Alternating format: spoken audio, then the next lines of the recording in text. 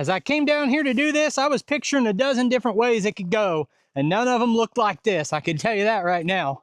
Hey, it's Brock here with Rock Hill Farm, and today we're going to try something a little bit different. Specifically, we're going to be pushing over a tree with a Sunward mini excavator. This is a 3.5 ton machine, maybe a little bit on the small side for tree pushing, but it's a medium-sized tree.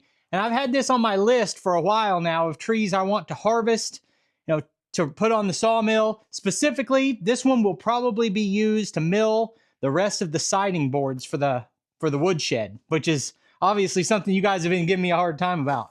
So I want to get down there and get it done. So here's the tree I'm going to take down. This is an eastern red cedar. I'd say it's about 40 foot tall and about 14-inch diameter at the base. I've almost come down here and cut this a couple times since I identified it as a good tree for milling boards out of. And also the fact that I try to maintain this, and you'll see that whenever I mowed this, I didn't mow on that side of it because the branches are hanging down from this tree and that one, and it smacks the cab. So I need to clean this area up anyway. And that's a good sized tree to harvest. Now, I almost came down here and cut it, but I didn't because I thought, that might be a good sized tree to push out with the excavator. And it would be a lot quicker to cut it off and just take it up to the house. I could cut that tree down in 3 minutes. But if I do that, then I'm going to have a follow-up project where I have to come down here and remove this stump. And digging out a tree stump is a lot harder than pushing over a tree because obviously you've got all that leverage overhead to push with. So that's why we're going to push this thing over. And also, I just want to see if this little machine can do it. Part of what I do here is comparing different ways to do the same job. I could cut it down with the chainsaw and bring a stump grinder down here. I could cut it down with the stump grinder and dig it with an excavator. I could dig it with the stump bucket. It's all about figuring out what's easier. I'm planning to push the tree towards the camera. So I don't want, once I've done a bunch of digging, I don't want to be over here at all. So I want to do a really thorough job of digging on this side of it first, then get the machine out of the drop zone and get me and the camera out of the drop zone, and then we'll dig around the other sides and start pushing.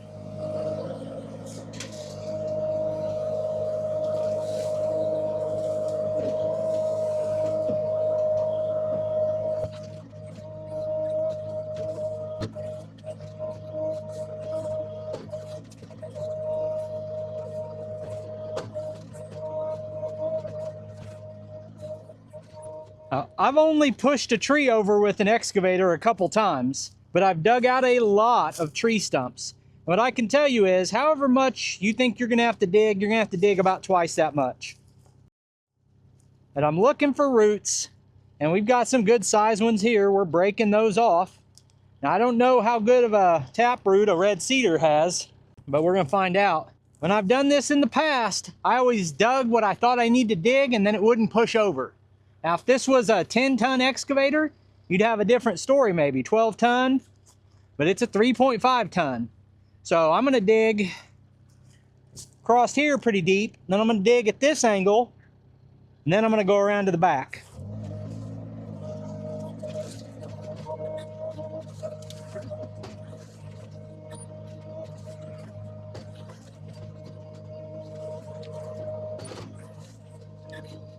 So now I'm gonna start a routine of push on the tree and then dig, and then push on the tree and just watch to see if it starts wiggling. Now, if this was a big hardwood tree with a bunch of big diameter branches overhead, you'd have to be really, really careful about pushing on a tree and shaking it and having one of those branches fall off and come down on you. There are no overhead branches bigger than this. So, I mean, I don't want to drop even little branches on the cab of the excavator, but it's not like giant branches that are going to crush me. So feel a little bit safer there. I'm going to go around there right now and push on it, and there's no chance it's going to move, but I want to start the process of just wiggling it and see what we get.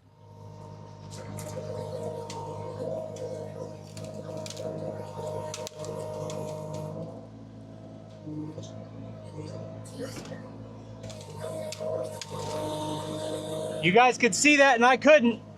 Did it wiggle at all? I mean, it leaned a little bit, I think, but not much. All right, we're gonna dig around the back side of it.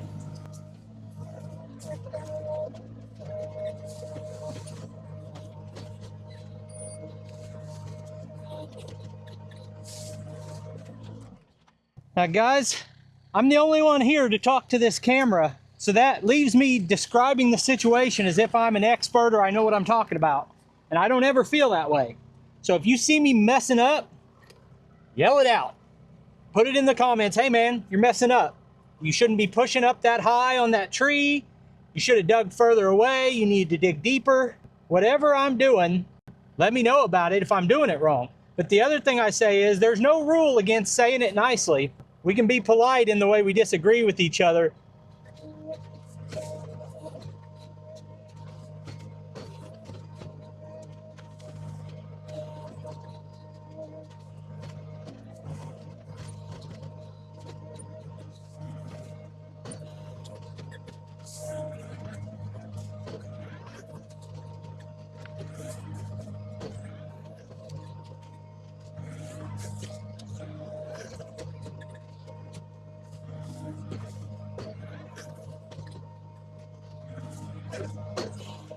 Okay, so at this point I've dug around 3 sides of the tree, but left it where I can still get pretty close to this if I need to. I'm pretty confident the higher you can push on this, the better.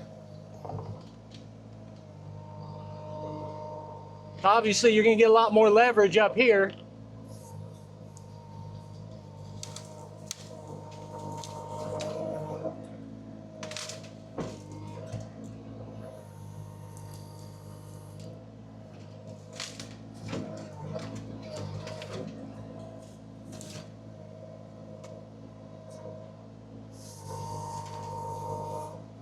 All right, she still doesn't want to push.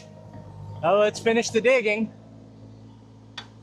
Let her quit shaking a little bit. So I feel like every time I take down a tree, I learn something new. It may be the smallest thing, but every tree is different. And it's just like I was talking about earlier. You don't know what kind of root system this tree has. And sometimes you think it's going to be a big ordeal to dig out a stump, and it pops right out. And then other times, I think it's going to be easy, and then I spend all day on it and dig a hole that you could park a bus in. So you just never know. But this tree definitely surprised me, starting right here with the fact I couldn't get it to fall over.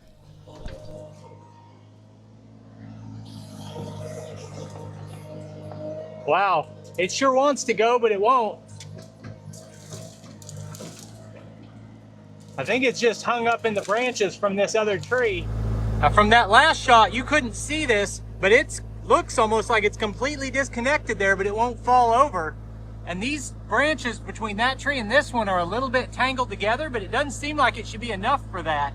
There has to also be a taproot down in there holding just a little bit.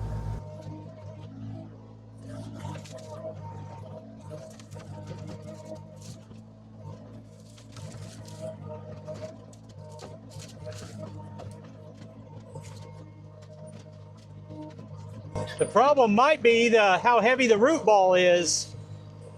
I left so much on it. I'm going to try to knock some of that dirt off a little bit.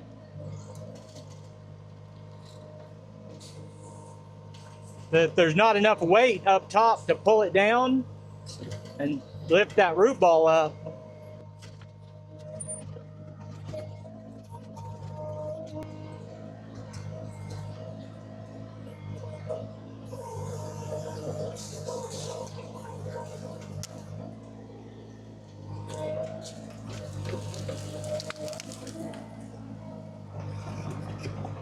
As I came down here to do this, I was picturing a dozen different ways it could go, and none of them looked like this. I can tell you that right now. So with the tree like this, there's not very much weight at the top, but this root ball here would weigh thousands of pounds because that's got so much dirt. Now, when I've done this before, I was helping a guy who'd done it more times than I had, and I was trying to learn from him, and he told me that basically if you want this thing to push over, you're going to have to dig back a ways. You can't dig right next to it, or the roots will be so big you can't break them off, and you won't be able to get deep enough, and you need to make a bigger circle around it. Well, I did that, and now you've got 1,500 pounds of tree trying to tip over with 5,000 pounds of dirt on it. And then you've got all these branches holding it up. So let's see if we can fix that.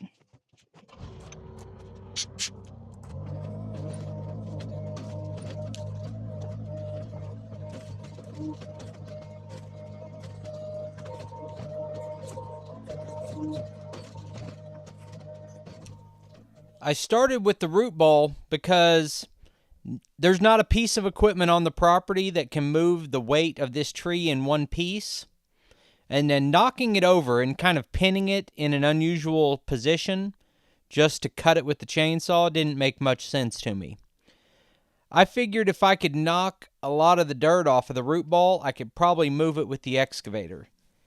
And the whole point of having equipment in my mind is to cut down on the amount of physical work you do, but also to cut down on the amount of dangerous spots you put yourself in.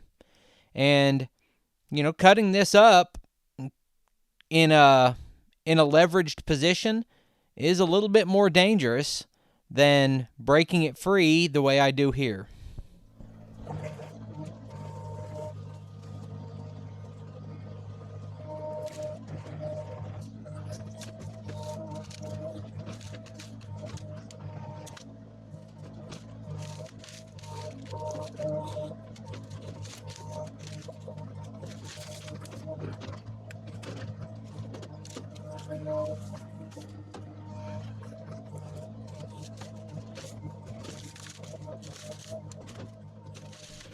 Now, at this point, my plan was just to push the tree over, roll it over so that it was on the ground, and then maybe be able to push the root ball out of the hole. But the branches were breaking off so easily, it dawned on me that I could essentially limb the entire tree with the excavator. And I've never done it that way before. And obviously that's only going to work on certain types of trees, but for this little cedar, it really worked well. I mean, in just a few minutes, I did everything I would have done with the chainsaw, getting this prepped for the sawmill. All I'm going to have to do is make 2 cuts, one by the root ball, and then one about 10 or 12 foot up the trunk to separate it into 2 logs.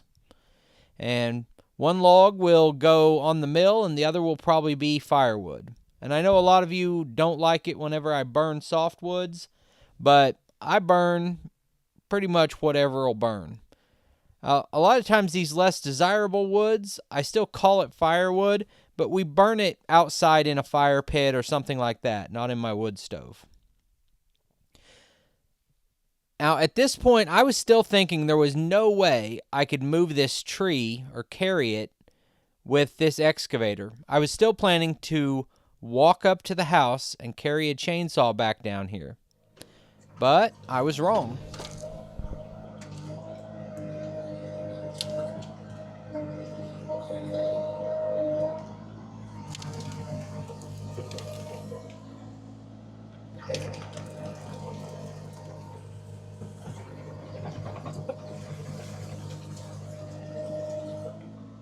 I never would have believed this machine could do that.